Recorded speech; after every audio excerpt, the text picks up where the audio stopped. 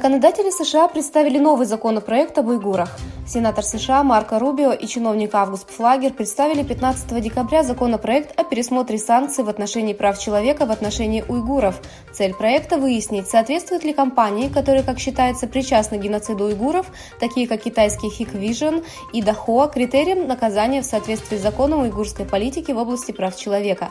Законодатели попросили Министерство финансов и Госдепартамент США провести расследование в отношении соответствующих компаний в течение 30 дней. Эти компании включают Hikvision, Dahua, Telegram и Пекинский институт генов. Тысячи каналов YouTube, связанных с Китаем, были удалены. В прошлом месяце Google удалил тысячи каналов YouTube, в том числе 7599 каналов, одну учетную запись AdSense и 3 блога блогеров в рамках продолжающегося расследования скоординированных операций, связанных с Китаем.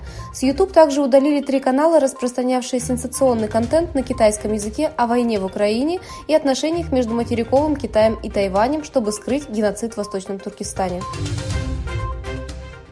Британские законодатели призвали определить Китай как угрозу для Великобритании. 18 декабря Комитет по международным отношениям британского парламента опубликовал рекомендательный отчет с призывом к британскому правительству охарактеризовать Китай как угрозу Соединенному Королевству.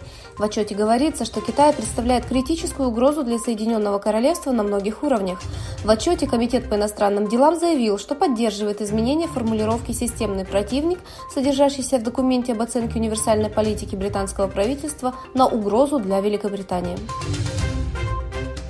Всемирный банк понизил прогноз роста экономики Китая на 2023 год. Всемирный банк снизил свои ожидания роста экономики Китая с 4,5% до 4,3% на 2023 год.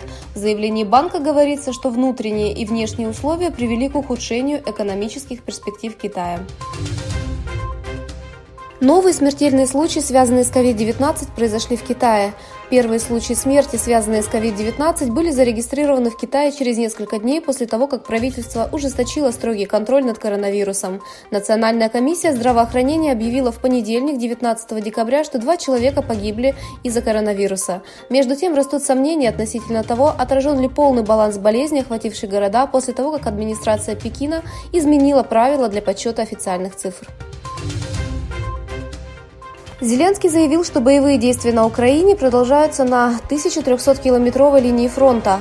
Президент Украины Владимир Зеленский объявил, что активные боевые действия в его стране в ходе продолжающейся войны против России продолжаются на 1300-километровой линии фронта.